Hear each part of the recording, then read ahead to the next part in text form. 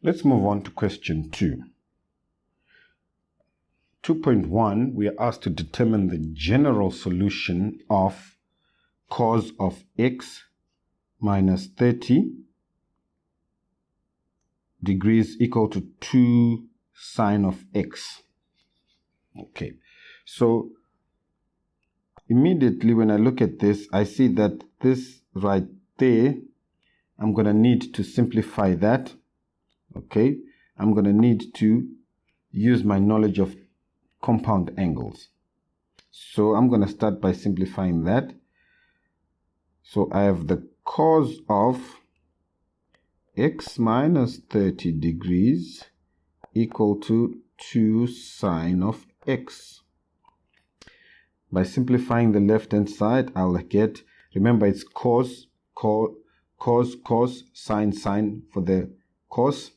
Okay, so it's going to be cos of x times the cos of 30 degrees. The negative becomes a positive. Sine of x times the sine of 30 degrees is equal to 2 sine of x. Cos 30 becomes root 3 over 2 times the cos of x. Sine 30 becomes a half of sine x. All of that is now equal to 2 sine x. Okay, so now I can simplify this by moving the half sine x to the right hand side so that I remain with cos x and sine x on the other side. So this means I now have root 3 over 2, the cos of x is now equal to what's 2 minus a half? 2 minus a half is 1.5, which is the same as 3 over 2 sine x. Continuing on the right hand side, multiplying by 2, I can remain with root 3, the cos of x is now equal to 3 sine of x. How can I simplify this? Well, if I divide both sides by cos, I can get rid of the cos and I can say sine x over cos x becomes tan of x. So let's do that. Divide this side by cos x, divide this side by cos x. Remain with root 3 is equal to 3 the tan of x. Dividing both sides by 3 again, I now remain with the root 3 over 3 is equal to tan x. Now, by using my calculator or knowledge of special angles, I can see that x is 30 degrees. Okay, so this means that this angle, where is it going to be? When is tan positive? Because I want the general solution. Okay, so use the cast diagram.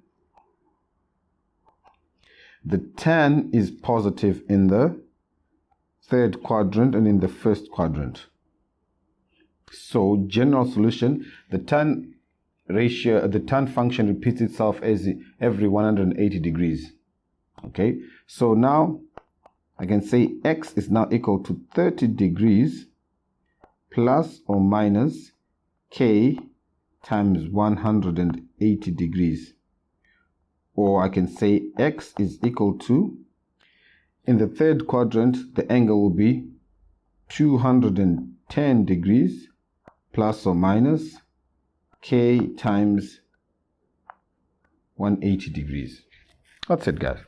Looked very complicated at first, but if you looked at the idea that this compound angle that you could expand, once you expanded it, you found a way of having the cos and sine. If you can have cos and sine on the left hand side and the right hand side, you can divide by cos, you can end up with a tan of theta.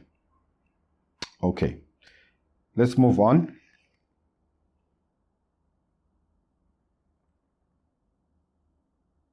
To question 2.2.1. It says, write down the coordinates of A. Well, we need to understand what's happening here. Okay, they say in the diagram, the graphs of f of x equals cos x minus 30 and g x equals 2 sin x are drawn for the interval. So they've given us an interval x minus 180 to 80 degrees. Okay, A and B are the x-intercepts of f. Where is A and where is B? Okay, there is A and there is B. The two graphs intersect at C and D. There is C and there is D. Okay, so let's just clean some room quickly.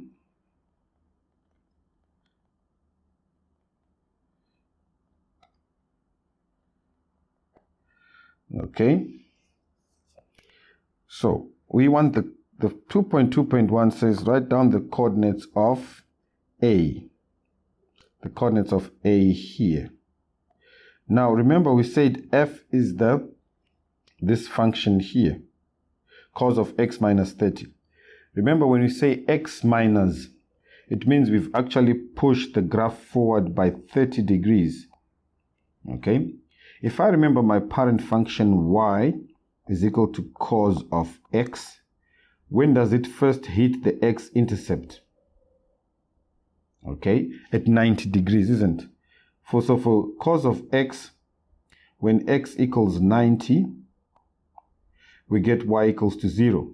But now we've pushed the graph by 30 degrees, so A must be 90 plus 30 degrees.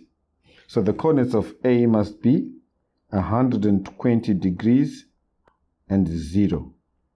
The x value is 120 degrees, and then the y value will be 0 degrees. Okay. C is the point of intersection. Okay. C is the point of intersection. Now, we've already given the general solution of these graphs. X equals 30 degrees plus or minus k times 180. X equals 210 degrees plus or minus k times 180. All right. So the C value is going to be much easier to figure out.